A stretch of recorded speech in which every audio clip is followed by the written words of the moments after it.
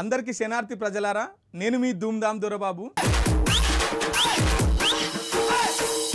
ఇక షురువు చేద్దామా మన బరాబర్ ముచ్చట్లు. పొద్దుగాలనే లేచి 3 పాయల బండి తీసుకొని ఆఫీసులో అలసిపోయిన వాళ్ళను, ఊరికి పోయి రైల్వే స్టేషన్లో దిగిన వాళ్ళను క్షేమంగా ఇంటికాడ దింపుతాం. ఓ దిక్కేమో గ్యాసు, పెట్రోల్, డీజిల్ ధరలు ఆకాశాన్ని దాకాబట్టే. అన్నమో రామచంద్ర అంటూ మా బతుకు మేము ఎలా తీసుకుంటుంటే ఇక ఆడోళ్ళందరికీ పుక్కట్ల బస్సు ప్రయాణం పెట్టి మా పొట్టలు కొడుతున్నారు అని చెప్పేసి చాలా మంది ఆటో అన్నలు రోడ్లు ఎక్కిరు. ఊకేనన్నా కాంగ్రెస్ కోటెత్తిమని నెత్తి నోరు కొట్టుకుంటారు. ఒకసారి చూసొద్దాం, పలకరించొద్దాం పార్యాలను.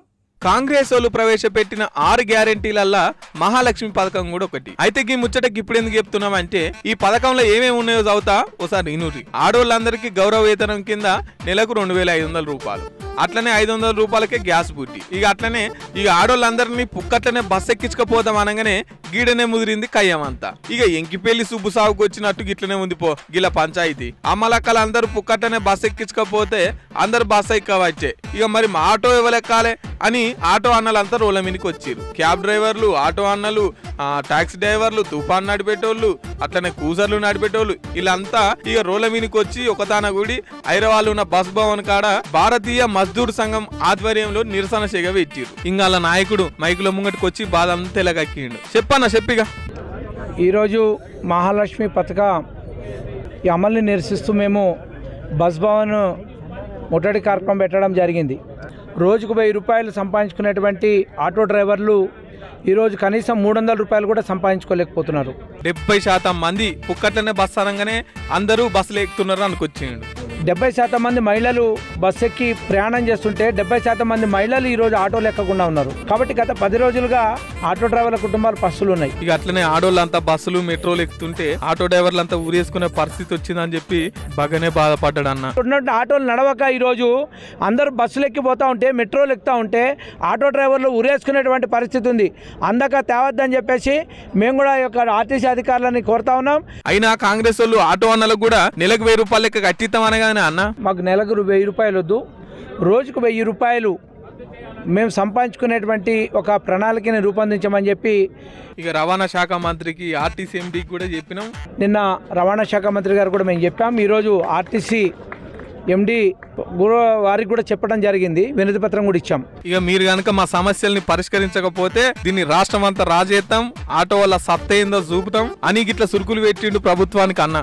రాష్ట్ర ప్రభుత్వాన్ని కూడా చెప్తా ఉన్నాం, ఒకవేళ కనుక మా యొక్క డిమాండ్లను పరిష్కరించడానికి రాష్ట్ర ప్రభుత్వము చర్చలు జరపకపోయినట్టయితే, ఆలస్యం చేసినట్టయితే ఈ యొక్క రాష్ట్రంలో నుండి అన్ని ఆటో సంఘాలతో కలిసి రాష్ట్ర వ్యాప్తంగా ఆటో బంద్ను నిర్వహిస్తా అని చెప్పేసి హెచ్చరిక చేస్తూ ఉన్నాం.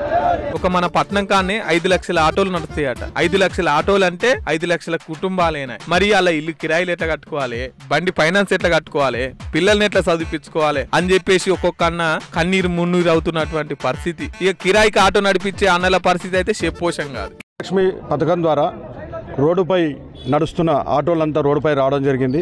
ఈ మహాలక్ష్మి పథకం వల్ల ప్రతి ఒక్కరు కూడా ఏ పనున్నా అంటే పురుషులు పోయే పని మహిళలు పోయే పరిస్థితి ఏర్పడుతుంది.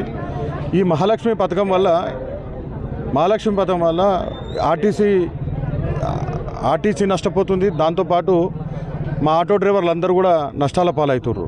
ఆటో కిరాయి ఎడ కట్టాలి, గ్యాస్ ఎడ ఓపియాలి, గిరాకీ అవుతుంది అని చెప్పేసి ఒక్కొక్క అన్న తలకాయ గుద్దుకుంటాడు. ఇంకేనన్నా కాంగ్రెస్ కోటెత్తింది కదా అని చెప్పి మనసులో తిట్టుకుంటున్నారు. అయినా కాంగ్రెస్ వాళ్ళు చెప్పినట్టు రేవంత్ రెడ్డికి అప్పుడు మాట్లాడింది కదా, మీ ఆయనతో గొడవ పెట్టుకుంటే చక్కగా బస్ ఎక్కిపోవచ్చు మీ అవ్వగారింటికని. ఇక మరి ఇప్పుడు పైసలు లేకపోతే ఇంటా ఊకుంటదా? పంచాయతీ పెట్టుకొని బస్ ఎక్కుడేనా అంటే ఈ పథకం ఆలుమొగల విడదీసే ముచ్చటనా అని చెప్పేసి కొంతమంది సెటైర్లు వేస్తున్నారు. ఇక చూడాలా మరి గవర్నమెంట్ ఏమన్నా ఆటో అన్నలన్నా ఆదుకుంటదా, ఇక ఏం చేస్తుంది వీళ్ళకని.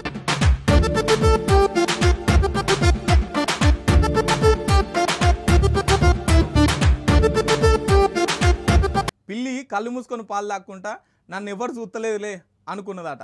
గట్లనే ఓ దొంగతనానికి పోయిండంట. ఇక కొత్త ముఖ్యమంత్రి, కొత్త పరిపాలన, అసెంబ్లీలో లొల్లులేనాయి. ఇక నన్ను ఎవరు చూస్తారు అనుకొని ఓ ఇంటికి దొంగతనానికి పోయిండట. ఇంతకు అన్నకు ఎంత దొరికింది, ఆడ ఏమేమైందో ఒకసారి తెలుసుకుందాం పారి. మగధీర సినిమాల రామ్ చరణ్ బీచ్కి అవతల పక్క ఉండి లెక్కెక్కువైనా పర్వాలేదు షేర్ ఖాన్, తక్కువ కాకుండా చూసుకో, ఒక్కొక్కని కాదు షేర్ ఖాన్, ఒకేసారి 100 మందిని రమ్మను అని చెప్పేసి డైలాగులు కొడుతుంటాడు కదా. ఇగో సేమ్ గట్లనే గిడ నడి షేర్ల నిలబడి పోలీసు వాళ్లకు సవాలు విసురుతున్నాడు. దమ్ముంటే పట్టుకోరు అన్నట్టు డైలాగులు కొడుతున్నాడు. ఇంతకు ముచ్చట ఏంటంటే కుత్బుల్లాపూర్ నియోజకవర్గం సూరారం పోలీస్ స్టేషన్ కాడ జరిగింది. ఇక పోలీసోళ్ళు నాయకులు ప్రజలంతా అసెంబ్లీ చుట్టూ కొత్త ప్రభుత్వం చుట్టే తిరుగుతున్నారు. ఇక నన్నెవడు చూస్తలే అనుకున్నాడేమో కానీ చక్కగా ఇంట్లోకి దొంగతనానికి వేయండు. ఇక ఆయనతో ఆ ఇంటి ఆయనకి మేలుకొచ్చి పట్టుకునే మేలుకొచ్చేసరికి ఈయన పట్టుకుందామంటే వరకు ఇడు గోడ దుంకి అవతల దుంకేసరికి ఏముంది చెరువు. ఇక చెరువులో దుంకేసరికి ఈత కొట్టుకుంటా మధ్యలో బండరాయి ఉంటే బండరాయి ఎక్కి కూర్చున్నాడు. ఇక ఆయనతో ఈ యజమాని పోలీసు వాళ్ళకి ఫోన్ కొట్టంగానే చుట్టుముట్టిరు పోలీసు. ఇక రా పెళ్లి కొడుకు అన్నట్టు ఆహ్వానం పలుకుతున్నారు పోలీసు. ఇక చెర్ల దొంగ చెరువు యువతల పోలీసు. జెర్సేపు ఇట్లా టకాఫరే నడిచింది అనుకో రాదురి. ఇక మొత్తం మీద అయితే పెళ్లి కొడుకును ఇట్లా తానం చేయించి పెళ్లి కొడుకుని చేస్తానికి పోలీస్ స్టేషన్ తీసుకుపోయారు అన్నట్టు ముచ్చట. కానీ చూడురు వీడు ఎట్లున్నాడు, విని అవతారం విని ఆకారం చూడురి. గిదేం పడివే బుద్ధిరా వారి పని చేసుకొని బతకాల కానీ అనవచ్చిరు ఈ వీడియో చూసిన జనాలు.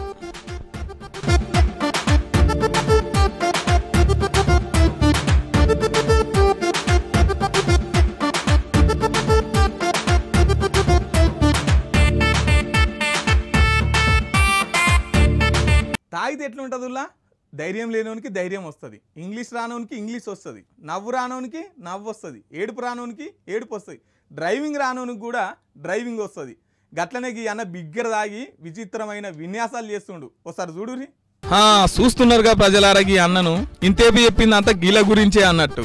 ఇదేదో సినిమా షూటింగో లేకపోతే షార్ట్ ఫిలిమో లేకపోతే టిక్ టాక్లో అనుకునేరు.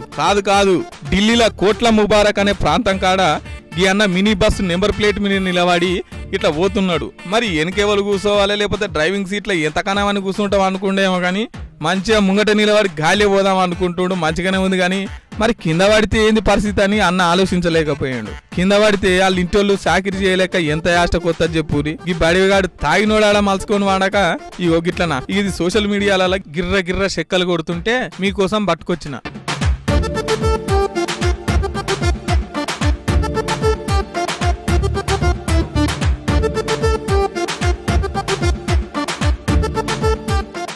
ఇగో గివ్వుల్లా మీకోసం తీసుకొచ్చిన బరాబర్ ముచ్చట్లు. రేపు వచ్చే బరాబర్ ముచ్చట్ల మళ్ళా కలుతా కానీ అప్పటిదాకా మీరైతే చూస్తూనే ఉండండి మాస్టర్ కి టీవీ.